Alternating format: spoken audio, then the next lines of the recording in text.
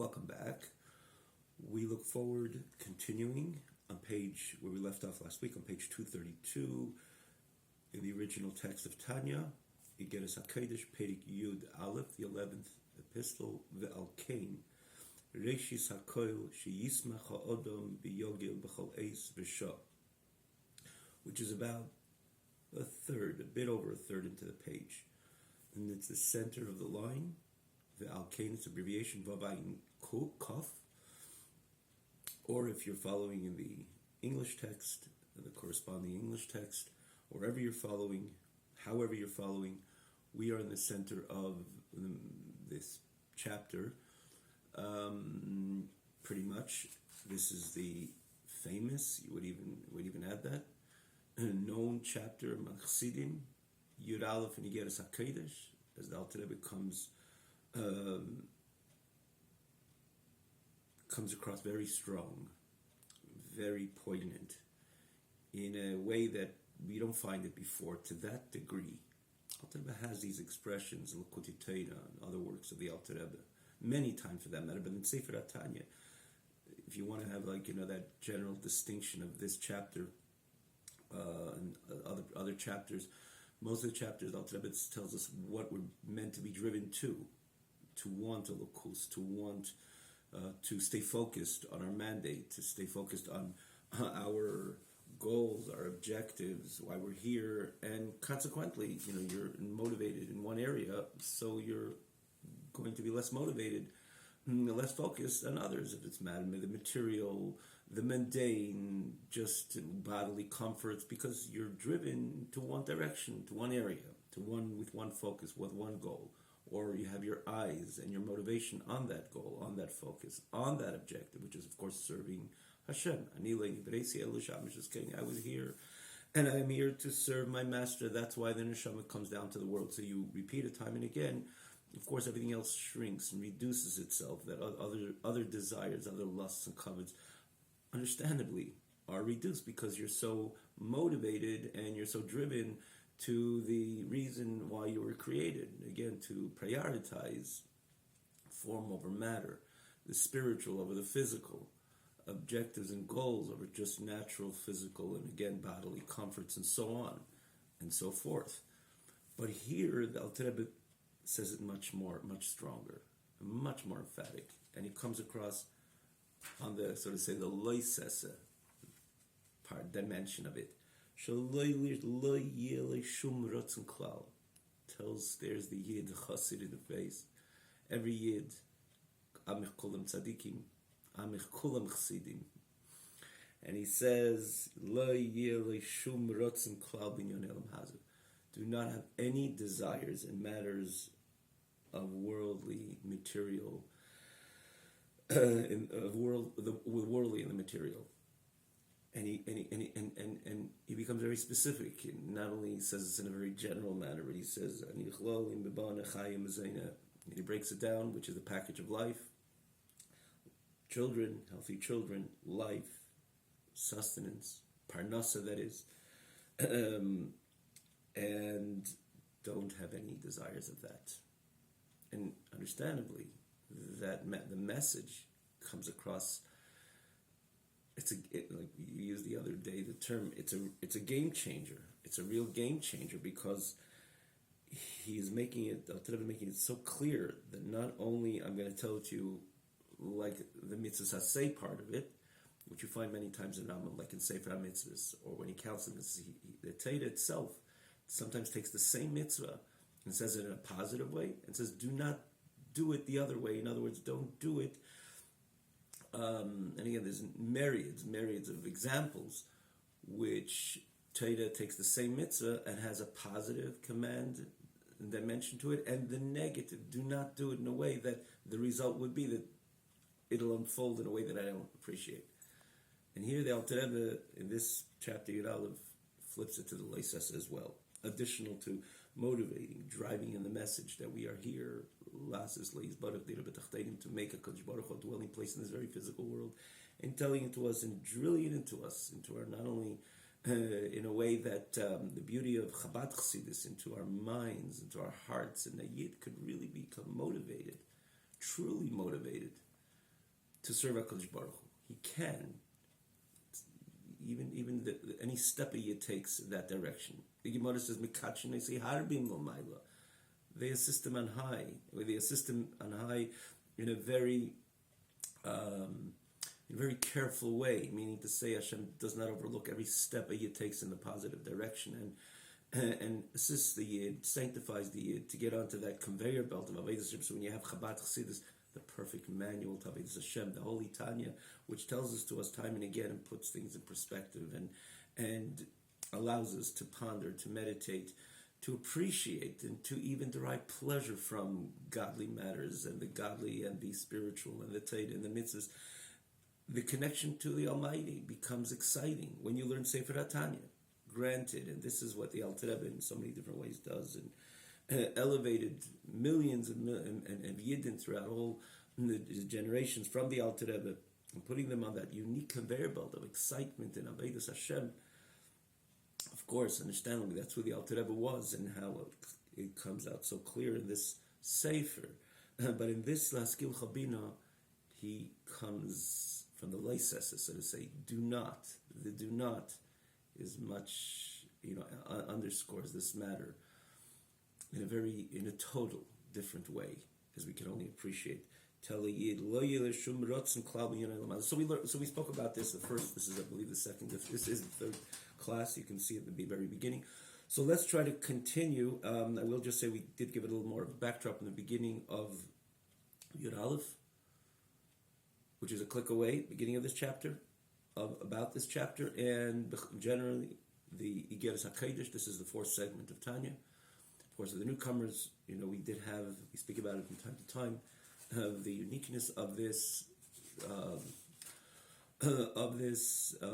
segment, how it's distinct really from the first, second, third we merit to conclude, and even on this setting over here, which is the TanyaOnline.com. Mention it again in a moment. But in the beginning of the 10th chapter, which is also click away, we had quite a few classes on the 10th. In the very beginning, we had a kind of a presentation again, quite a more of a detailed presentation of what the Igeres HaKodesh is all about, and why is it distinct and different than the first three.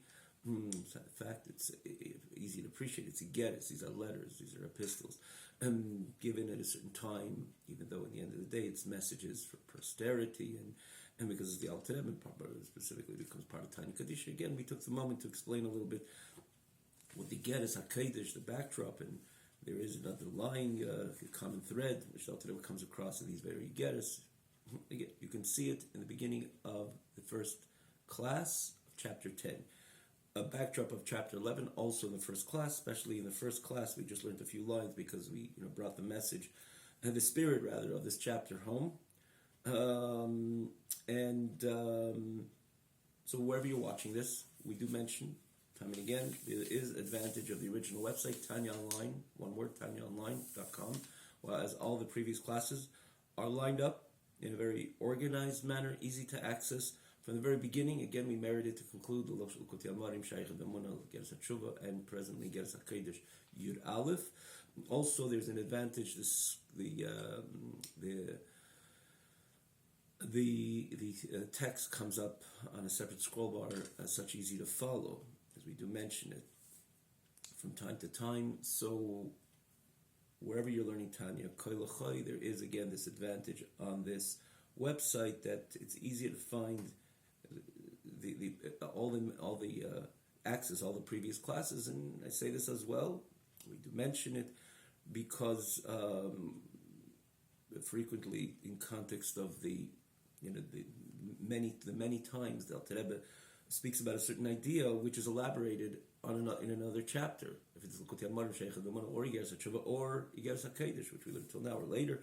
So we cross-reference and point out many times it's in this chapter. It's a click away, a few seconds. You can get the idea in elaboration, which the Alter Rebbe is trying to convey, and ultimately it's a detailed message. So the Alkain, the Alter Rebbe concluded the previous words. Ein ra yered momaylo. There's no ra, nothing bad coming from above. Everything is good. Quote the Alter Rebbe. It's just we cannot comprehend it because of the enormity of its good. Like we said, too much light disturbs. We cannot fathom too much light. This is when we see something unfolding in a way that is not to our liking, is not to our appreciation, it's because it's so grand. You have to see the previous classes. And that's the Ikir Emunah the person was created for, to believe that there's no place in the void of HaKadosh Baruch Hu. Strength and joy in the Makim of HaKadosh Baruch Hu, which is of course everywhere. The goodness of HaKadosh Baruch Hu is there the entire day, and therefore don't have any doubts or don't think for 1 second that this godly energy is producing and is expressing or manifesting itself in a way that is antithetical to the energy itself. The energy is Hashem. Hashem is Rak Tev Kolayim, Ein Rayim No Mailo. And that is which is giving the Eilamis life and light and existence, and the force of energy is coming precisely from that area, as we mentioned, that very ayin, which is the Eibishter himself. Again, you have to see the very previous class, explaining what is my message all about. I'm not just telling you don't have any desire in Banachayim Azayna in all areas of life. No, there's an explanation of Bir Ha'inyan, the Emunah B'Yetze Bereshis, to understand in Rayir Nomaila. And it's coming from that area of ayin every single moment. So how could there be, how can I identify a certain matter and say this is bad? It's just, I cannot perceive it. I cannot comprehend it. Okay, that's a different story. It doesn't define what it is, of course, which is a game changer. And therefore, the Alter Rebbe says, Baruch atah Adonai Eloheinu melech ha'olam, shehakel v'dvarim.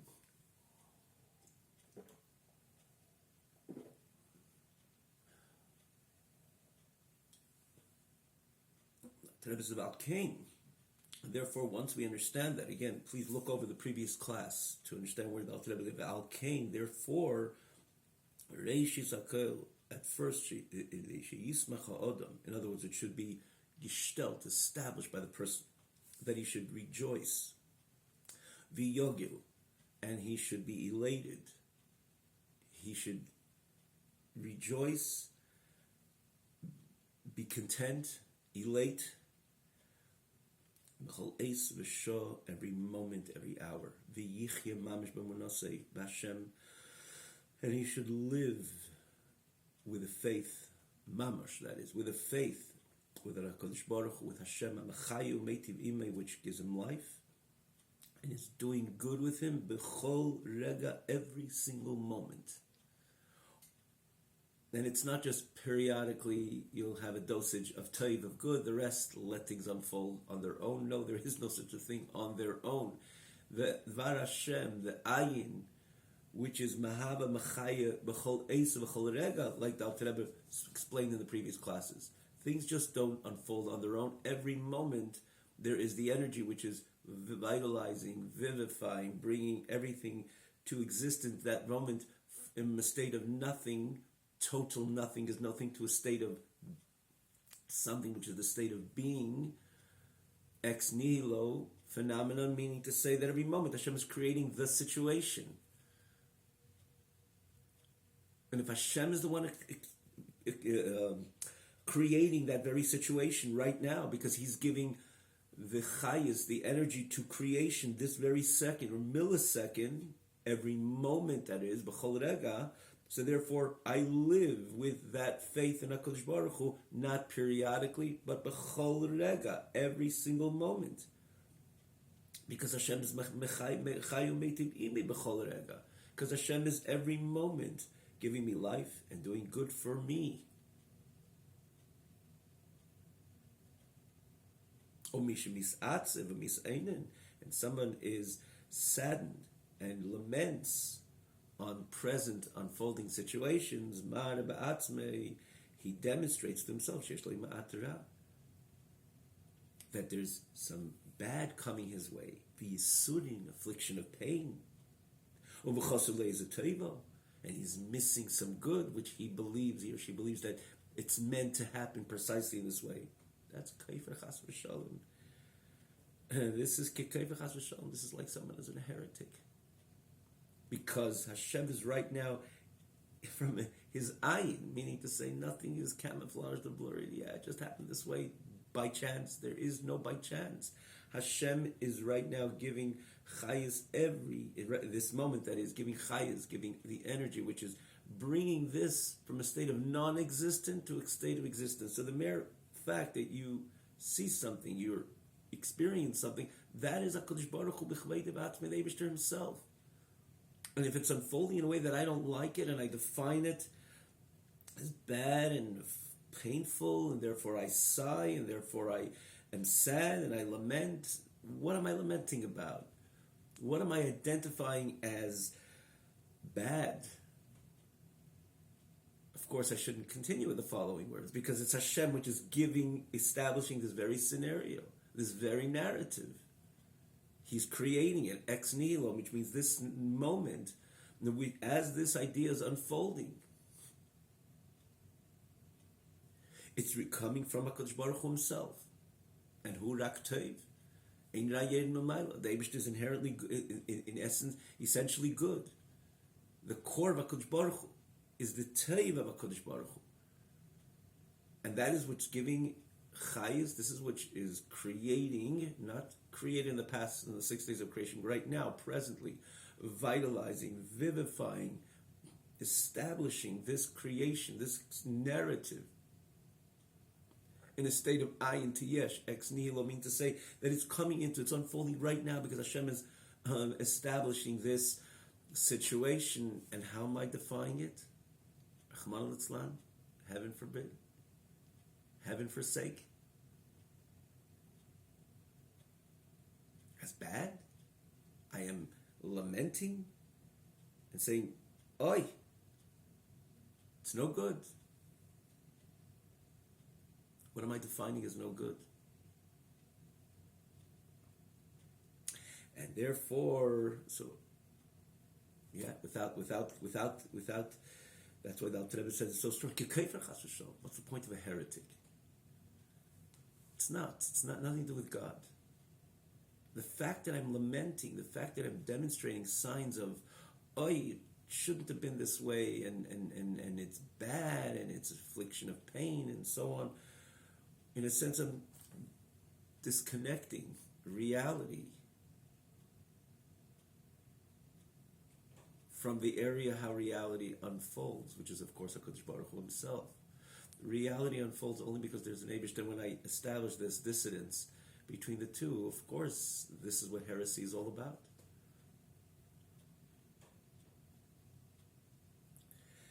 And therefore, the wise of truth have distanced this whole character of melancholy, depression, for this very reason. The believer should never be concerned from no affliction of pain in this world. In all matters of world, the yes and the no are equal to him or her. With true equilibrium. Now that's saying something very strong. For that matter, when we say something, when we say it's saying it, this past line is, it's a strong line, it's a very deep line, and it's even, from a certain perspective and point of view, says even more than what he said before. For the simple reason is because we don't just celebrate Yisurim. It's a different idea, it's a different school of thought to celebrate, oh, Hashem is bringing me pain, and therefore, and it's probably because I did that, and probably because I did that, and Hashem is wiping away my sins, and so on. There is another, even the Alter Rebbe has a famous chapter on Chav Beis, 22nd, to get at the page. We didn't learn it, but you could easily find it. The Alter Rebbe comes from that perspective and point of view, that be grateful to Hashem. He himself is taking the sponge and cleaning you out. And, when you clean something, you can get rough on this which you're cleaning. Like you try to clean up a child. Sometimes a child is okay to run around dirty and all smiles and all good when they come and they're picked up and they say, now we're going to clean you up. Then the child starts crying. What's that supposed to mean? Yeah, it's a child's attitude, and sometimes we have that same child's attitude when Hashem takes a sponge and starts cleaning us up, and we're lamenting and no, please don't. I'd rather walk around with no. The uncleanliness is the issue. Becoming clean is this which I should aspire to. And if I don't, I'm childish. And who is cleaning me up? Hashem is not taking some angel and saying, hey, do you see that Yidala down there? Take the sponge and make him a little uncomfortable because we have to clean him. No, Rochatz Hashem Tzayas B'nei and Al Rebbe brings the pasuk. Hashem himself skips the entire chain of command, as we find it many times. The king himself would clean with diaper, yes, his own child, because of that love, that unconditional love, or that fatherly love to a child, even though it's so easy with a chain of command just to send the message, and someone at the end of the chain will take the child and clean him up, maybe even equally. Some days the king himself will do it. Rochatz Hashem Tzayas B'nei Tzion. So therefore, that chapter, the Alter Rebbe speaks about the appreciation of Yisurim. It comes from a different perspective and a different point of view. Understand what's going on is for your benefit because Hashem is cleaning up, and we have to be thankful that who is the one who's cleaning us up. It's our Father, as he says there. It's a Chacham, it's Tzaddik, and a Chassid, and so on and so forth. Or a famous Alter Rebbe's omission of the word Chassid. It's a beautiful word there in that chapter. Not to get into it, of course, at this time, but it's a loving Father which is doing it. And therefore we put things in perspective, and we appreciate the Yisurim, we appreciate the affliction of it. That's a different message. Here it's very distinct. Alter Rebbe has this word, Amaymin la yochush. We don't look for pain. We don't necessarily celebrate pain in this context over here. It's just yes and no. If it's going to happen, it's good. If it's not going to happen, it's also good, because Hashem is right there, energizing, vivifying, meaning to say he's creating, he's establishing this reality right now, this very moment, this very second, this very millisecond. How things are unfolding, millisecond after millisecond, and it's unfolding in this direction. So it's Hashem's doing it. Okay, if it's to my liking, good. If it's not, it's not. The point over here is not to celebrate the Yisurim. It's not going according to my liking. That's the other message. Again, you can see it in the 22nd chapter. Here it's okay. It's Hashem, so it's good. And if it's unfolding the way I like it, it's good. Of course, I like it.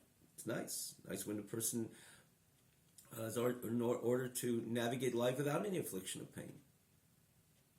And we should aspire to that. That's the predication of the entire phenomenon of davening. We ask Hashem, please cure those who need cure. Please bless the year with a good year of Parnasa. The person who lives this chapter, V'geres HaKodesh, is not someone who's saying, I'm not davening today. Why am I going to ask Hashem for a good year? Why am I asking Hashem to cure the ill?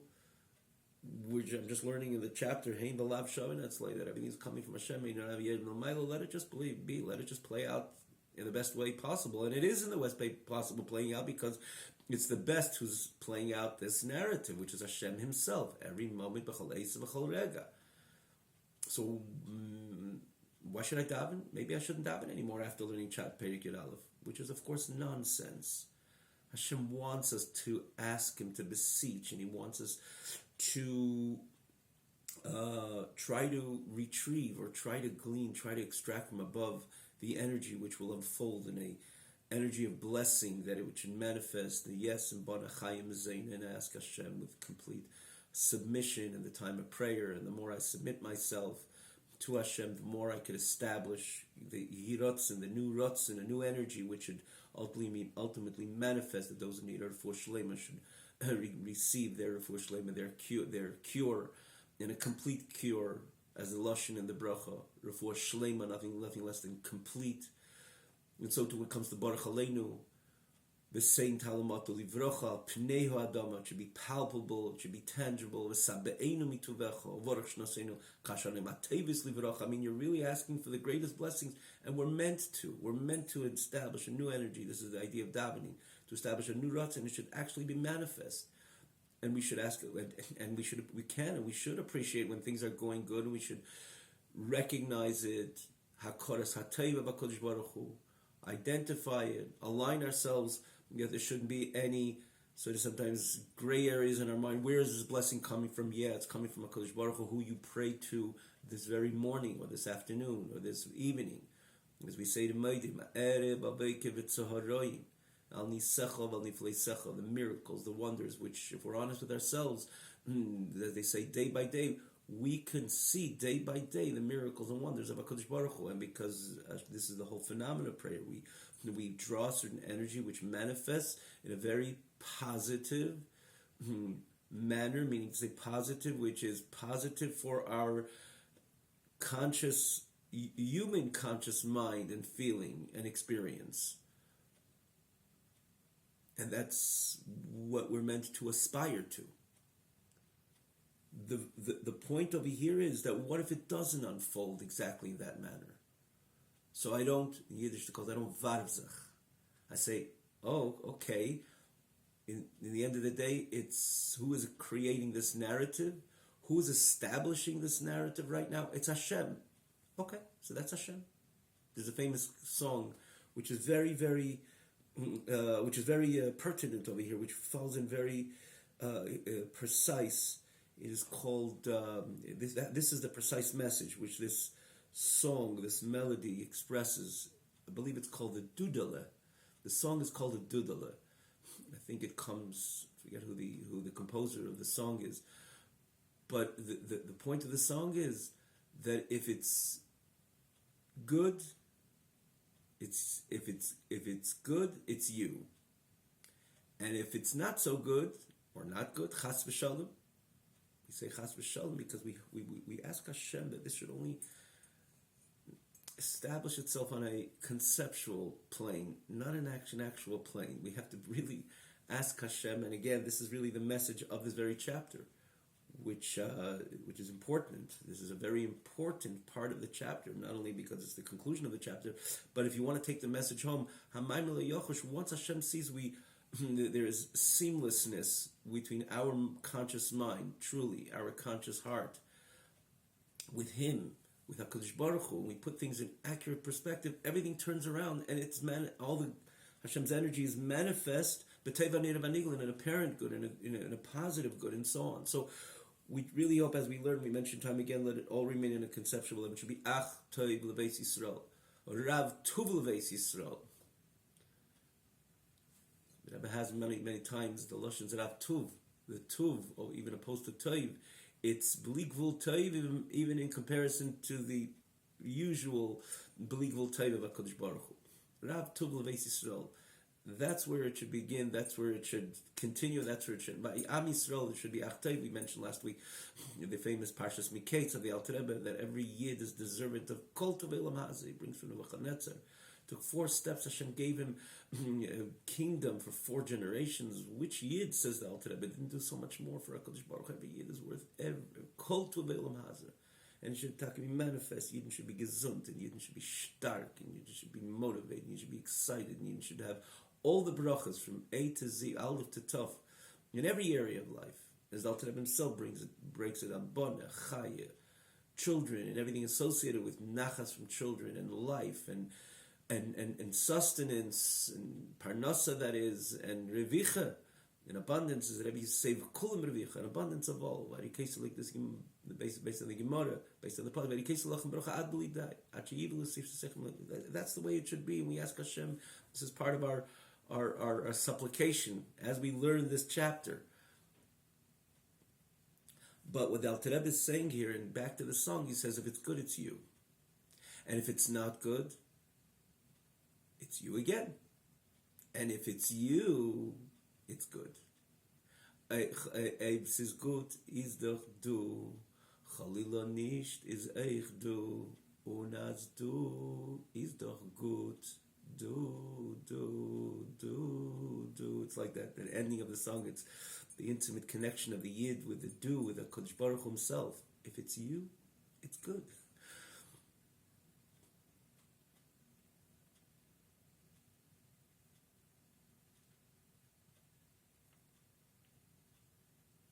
It's you. So therefore, the Hein B'Lav Shavim. It's not celebrating the time of difficulties. It's the equality. If it's going to unfold the way I like it, of course. Hashem wants it also to unfold the way I like it. So Alter has that very chapter, the 22nd chapter, that Eibishter wants his inner desires to give Teiv Hanid Vanigla to every single Yid. So there in that chapter he says, when it's not, because Hashem, like a healthy parent, has to clean up his child from time to time. Rachas Hashem says b'nei tzir. Put things in perspective. It's because he loves you. Here it's a different idea. Here it's Hein B'Lav Shavim. However it plays out, it's you. And if it's you, it's good. And therefore, Bashva Amitis, with true equality. And if it's not equal to you, you're showing yourself, you're demonstrating to yourself that you are from the Eid of Rav. Now, what is the Eid of Rav? Eid of Rav, we know that in brief, the generic term of Eid of Rav is the multitude of nations which went up with Am Yisrael from Mitzrayim that they converted, and unfortunately they were not that genuine. They were the problem makers in the desert, and Am Yisrael had to have that change from the Avodim in Mitzrayim, that Abdus in Mitzrayim, to becoming the Am HaNivchar, or to experience the fact that they were the choicey nation, which Hashem gives them the Torah, and they navigate the 40 years through the desert. There was a lot of bumps on the way, famously the Chata Egel and so on and so forth. This, it says, it was from the multitude of nations which didn't have that genuine connection, or authentic, a genuine connection with HaKadosh Baruch Hu, and therefore they infiltrated their influence among Am Yisrael. That's the symbol of the Eid of Rav. Moshe did stick up for them because Moshe felt if they're converts, we're going to try to, straighten things out even with them. Moshe beseeched HaKadosh Baruch Hu even for the Eid of Rav. You should always remember what a Nasi B'Yisrael is, that he doesn't just do okay with the good guys. No, Moshe Rabbeinu beseeches Hashem to the extent Moshe says, take me out of the entire equation to the entire Torah, which ultimately is the Torah's Moshe, because Masar Nafshe Aleh, it's called Torah's Moshe. And Moshe says, remove me from that, sticking up for who? For the buffs of Am Yisrael, if you will, for the troublemakers. So that's Moshe Rabbeinu. But the Eid of Rav was a subject, and here the Alter Rebbe calls this individual who does not demonstrate this thought process, or this life process, or this focus process in a healthy way, the way it is, the truthful, unadulterated, truthful approach to this reality. So there is Eid of Rav, there's a mixture of good and no good. You're a good person, you're doing the right things, and you even can follow the checklist of Shulchan Aruch, and you're a From Yid, you're doing everything you're meant to do, and staying away everything which Hashem says not to do, in action, in speech, and thought, and so on. You're generally okay. You're on the way to receiving the Torah, or you receive the Torah, but there's Eid of Rav. There's something impure. The fact that you're not able to see through reality the way the reality is, and you're still focusing on what's good for you. And if it's comfortable for you, it's good. And if it's not, you lament and you varvzach in Yiddish to say. It's an expression you literally translate. You throw yourself, and you don't give it the right perspective and the right attention and the right focus. That is, so there is something which is not exactly genuine within you, and thus the comparison to the Eid of Rav.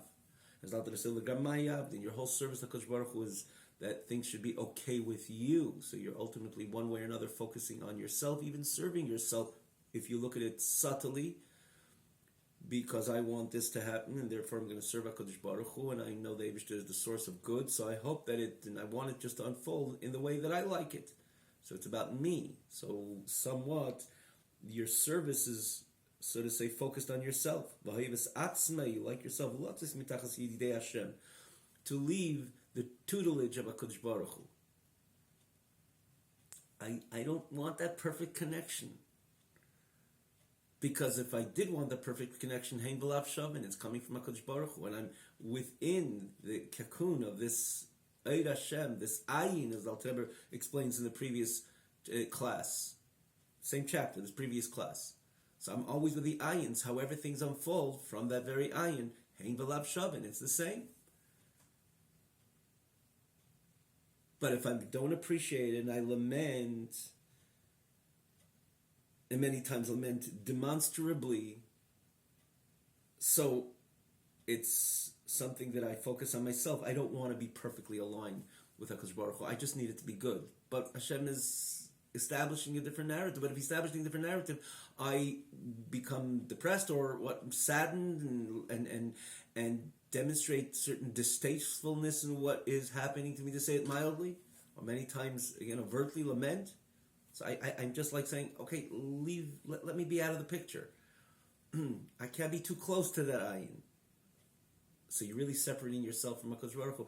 That is the notion of the Eid of Rav, the Gamayu Avdin. B'Eid b'Satzim Elotzim Mitachas Yad Hashem, and B'Lichis B'Chai HaGoyim. Alter becomes very strong to live a life of Gentiles. They don't want to perfectly align themselves with the Creator, which that's the idea of an alien.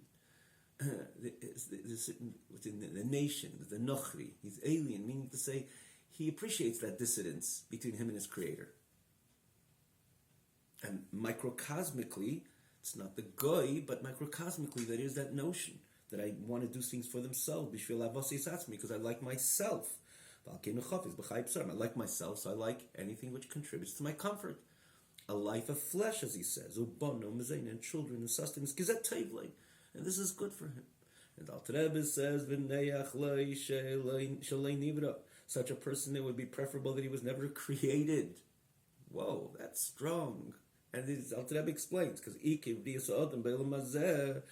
the main point of creation in this world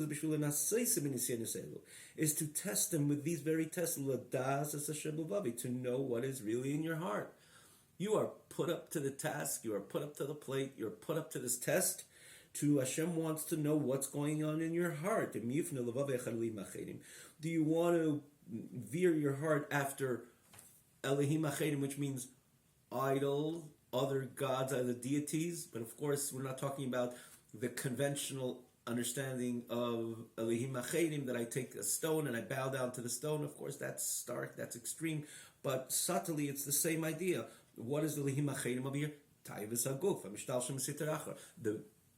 The lusts and covets and proclivities of the body, which I want it to always be good and comfortable and satisfying, which of course that notion comes from the Sitra Achra, not the godly approach. So somewhat microcosmically, it is the idea of Elohim Achedim, other gods, other deities, other energies, other forces, other identifications with the other, as opposed to with the emes, which is Hashem, Elikim emes, hu Elikim Chaim. He is the God of life. He is the God of truth. Emes Hashem la'olam, as it says. Uvahem uchafetz, and this is what I desire. And this is what the person is put to test. Do you want that? Or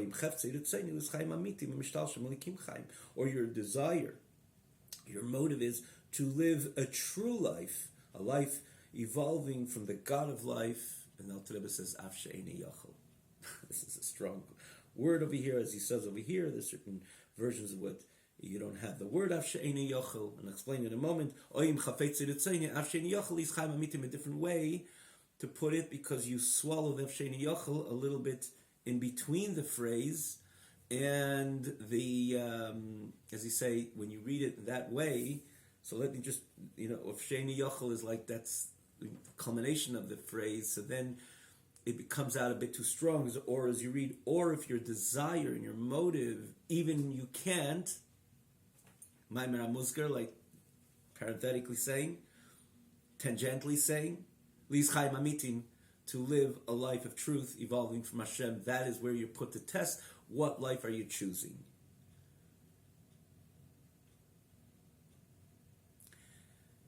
Now, the simple idea of Af she'eini yachol, Alter Rebbe is saying that not necessarily we can do it. Alter Rebbe, no one like Alter Rebbe had that straightforward honesty that if he was okay to even put it into wording, because this on a conceptual level sounds great, sounds excellent. It resonates, and it resonates perfectly. It's very convincing. If it's Hashem, it's good. And if it's all you and you is good, so it's all good. Hein v'lav shavin, it's exactly the same. It's going to unfold the way I like it, good, not. It's also good, because it's you. And if it's you, it's good, it's all perfect. But the Alter Rebbe says, yeah, when we live down here, the neshama invested in body, it's very difficult sometimes when a person experiences a certain thing which could halt them in the very service of HaKadosh Baruch Hu. It's not that he's looking for just a good life and let me just live the dream of Eilam Hazeh. When a person has to get up in the morning and needs to have that motivation in order to move on, to daven, to learn, and so on, and there's things which are weighing down on them, Alter Rebbe says, yeah, I know that it's Ein Yochel. This is really who the Alter Rebbe is, even when he's writing such a chapter. Is I know that it's difficult. I know to the extent that he doesn't even say it's difficult. He says, Ein Yochel.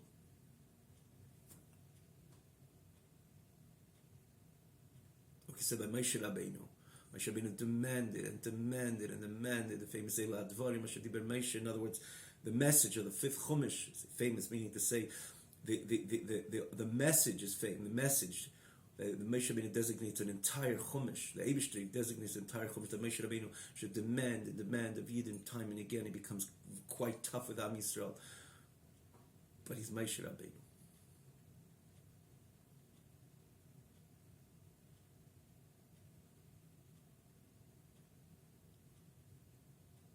And he loves every single Yid unconditionally. He's ready to pray for that very Erev Rav.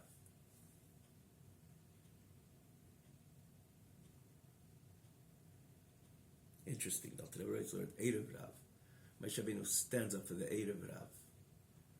Because Moshe Rabbeinu is the one that knows what's going on in the reality of the life of the Yid as he navigates Eilam Hazeh, and he prays for him, he identifies him. He's not just a voice from on high telling us, yes, I'll tell you the entire truth. No gloves. I'll tell you the way it's meant to be. And I become very poignant and very strong and very demanding. Who, like Moshe Rabbeinu, gave up his life to educate and elevate a nation and for posterity and demanding. And he's saying even he wants to, and again, especially when you look at the doctrine of the Alter Rebbe, Moshe Rabbeinu puts his chip within every single Yid, or reveals the Moshe Rabbeinu with every Yid to live in a different type of life. But in the end of the day, that's what a Moshe Rabbeinu is, that he has a caring and identifying the difficulties which a Yid or Am Yisrael could navigate, and he's always there, demanding from Hashem, don't do this to them. There's another plane which they experience on a daily basis, and please be sensitive to that plane, to that area. And he acquiesces. Hashem gives into Moshe Rabbeinu. That's why Hashem likes Moshe Rabbeinu. It says, the Eibishter, even all the people in the parshas of Shmais and Va'era, Moshe Rabbeinu, Hashem laments Moshe Rabbeinu, and he asks him, Hashem rebukes Moshe Rabbeinu, chastises Moshe Rabbeinu. Oh, Avraham, Yitzchak, Yaakov, Chabala, the Abdim, L'ay Mishtachim, they never question me, and you are questioning the first mission I sent you, I established for you. Right away asking, Lama Re'es Lamazeh, and Hashem, again, that famous Pirush with the Medrash brings, and Rashi brings it in Pshuti Shal Mikra, even though it's not he says it's a Medrash, but nonetheless, he doesn't prevent it saying it the way it is. But in the end of the day, Hashem likes Moshe Rabbeinu. Moshe is the Shvi. Moshe Kol Hashvim Chavivin. Hashem endears Moshe Rabbeinu. For that matter, Hashem knows that when Moshe Rabbeinu asks Lama Re'es Lamazeh, Moshe is not questioning Hashem. Similar to the Avos, they were told about themselves, a promise about themselves, and Hashem didn't implement, even though when you talk about the Avos, they are the grander image and the grander scheme which is supposed to unfold for eternity, for all of times. So there's nothing personal with the Avos, but nonetheless, The narrative was Hashem promised them, it didn't unfold, but Moshe Rabbeinu wasn't a promise to himself. Moshe Rabbeinu cannot see Lomari Eisa La'om Hazeh. He could not fathom how Yidden are suffering. That's why Hashem likes Moshe Rabbeinu. And it's interesting, we'll stop over here, even though the ultimate is the Alter Rebbe's message here is that when Hashem sees that the Yid aligns himself with perspective, and everything turns around. That's all Hashem wants. He wants perspective, and everything turns around. It's manifest, in a good way, in a apparent way, and in a revealed way. But the Alter Rebbe over here, Afsheni Yochel, just tells us who the Alter Rebbe is. That he will come across emphatic, as we said, Pedic at Aleph is a Pedic which, like no other Pedic in Tanya, the Alter Rebbe says it the way it is. The Leisese don't have any rotzen, and everything him belav shoving. But yeah, the Alter Rebbe says maybe any yachol.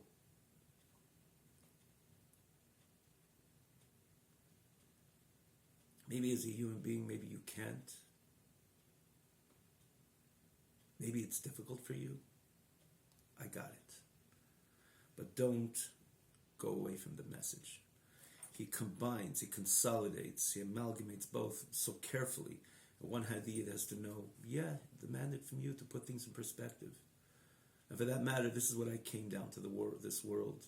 I'm in a Shama Chadasha with Chassidus Chabad to elevate you to an elite type of Avodas Hashem. We're entering into Yemei Mashiach, which everything is going to be in a very, very different way. This is a exalted type of Avodas Hashem. This is the elite type of service to HaKadosh Baruch Hu. I'm here to elevate you. I'm here to tell it to you as it is. Think about it. Ponder on the reality of Hashem, that Hashem is the one who is Mechaya Umeitivim Kol Rega Berega. There's no other energy other than HaKadosh Baruch Hu.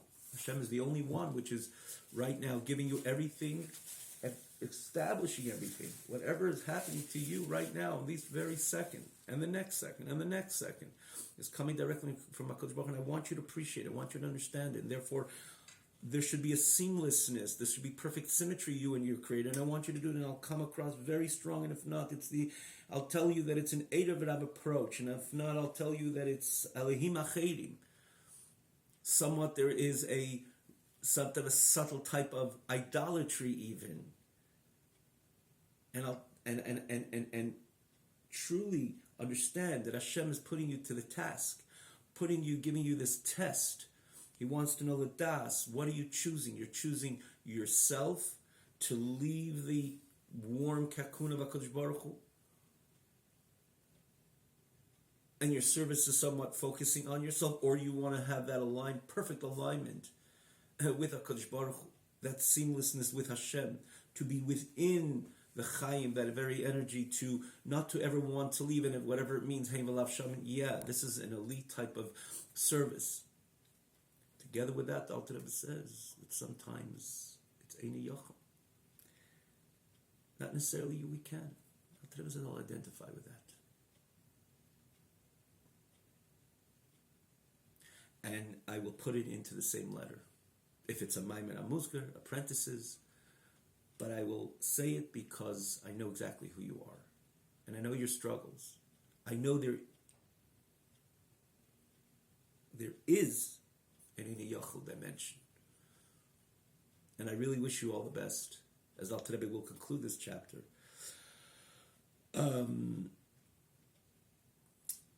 Saying that when we put things in perspective, when we align ourselves with HaKadosh Baruch Hu, and we'll conclude with his very words, Ve'emunah zu, which we'll Bez Hashem look forward concluding this coming week. Ve'emunah zu be'emes, with this faith, truly, nasa koil toiv gam begolui, everything becomes good, also in a revealed way, in a manifest way, when we have this focus and when we have this appreciation, perspective, point of view, the way it is be'emes, and we have this faith in HaKadosh Baruch Hu on this elite level, everything turns around and becomes good. Also, b'teiv hanira v'anigla, in a good way, in a apparent way, in a revealed way, may be so individually and collectively to all of Am Yisrael. Have a wonderful night.